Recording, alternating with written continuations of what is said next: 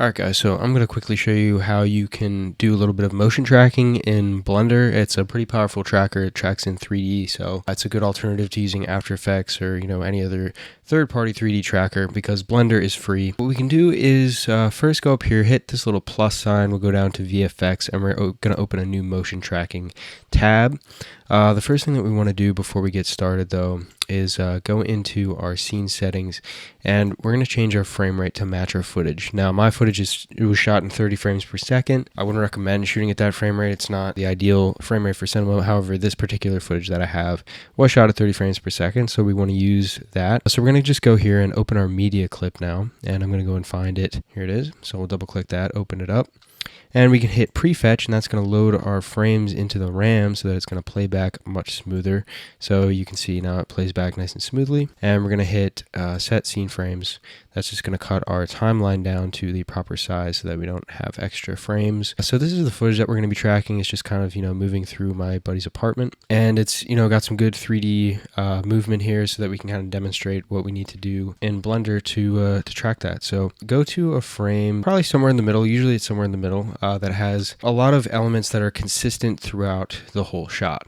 Because what we're going to do is we're going to detect features in this frame. So I'm going to hit detect features. What I can do, we've got a few features here, but if we go into our settings, we can turn our threshold down a little bit, and that's going to increase. And then we're also going to turn our distance down. So that's going to give us a lot more trackers. Generally, the more trackers, the better. You'll see why you don't want to have like too many trackers in a minute. Getting some decent track points is going to help. So I'm actually just going to go through and delete these track points that show up on him because we don't want to track him since he's moving through the scene. Make sure that you hit A before you start tracking because you want to select all of the track points before you start tracking. So we're just going to go ahead and see what happens here. We're going to hit Control T, and that's going to track forward. So now it looks like we actually have a pretty good track right off the bat here, which is good. And then we're going to hit Control Shift T, and that's going to track backwards. Yeah, it looks like we have a pretty good track here. I can see some points that are moving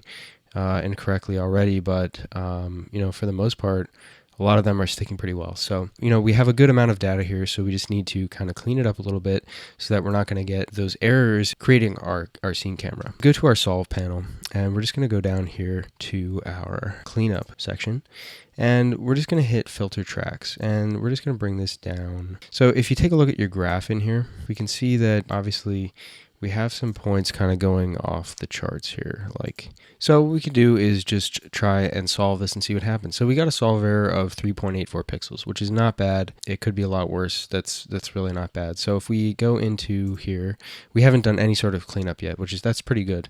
So if we go into filter tracks, now let's turn this up a little bit. So we're going to clean the tracks, and we're going to try doing a reprojection error of 5.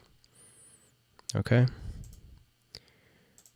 We're going to solve the camera motion, and there we go. We got an error of 2.992 pixels, which is pretty good. Refine the focal length. Let's clean these tracks once again, and we're going to do a reprojection error of 4. We'll try that, and we're going to delete tracks, and we're going to hit solve motion.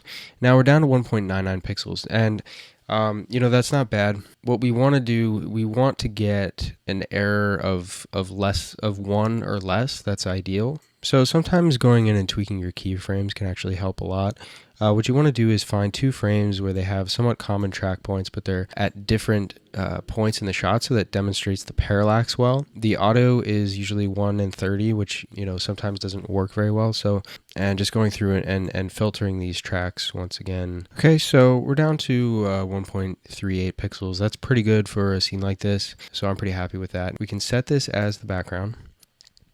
So we're going to find a point that is pretty central to the scene, and we're just going to click on it and click on set origin. And then as you can see in our view here, it puts it in the middle of the scene.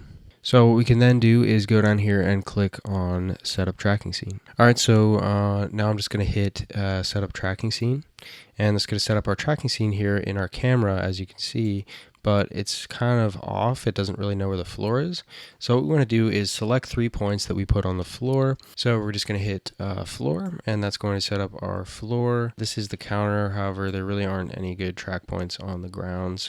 And now if we go back into our scene, if we hit 0 and go into our active camera. So if we scale our little box down here and turn off our ground, we can see that our box fits pretty well in the scene. So now we have this tracked. So if we play it back, we can see that now we have this tracked pretty nicely. So there is a plugin for Blender that you can export your camera from Blender into Unreal Engine. So the way that you do that is you find it over here once you install it. So we're going to click on our camera over here. It shows up in this little box, and you can see we're in this Blender for Unreal Engine tab. So we're going to be able to export objects and cameras and things like that and scenes from Blender and pull them into Unreal Engine. So we have our camera right here. For our export settings, turn this to export recursive.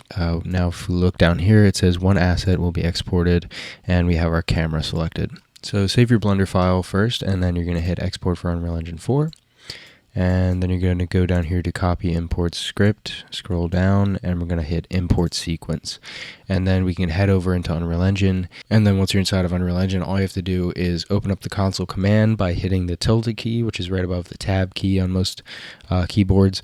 And then you're just going to hit paste and then enter, and it's going to allow you to import your sequence into Unreal Engine. And you'll have your camera and your sequence already set up for you inside of Unreal Engine with the tracking data applied to the camera. So very simple little process here, and it's a very powerful tool for tracking.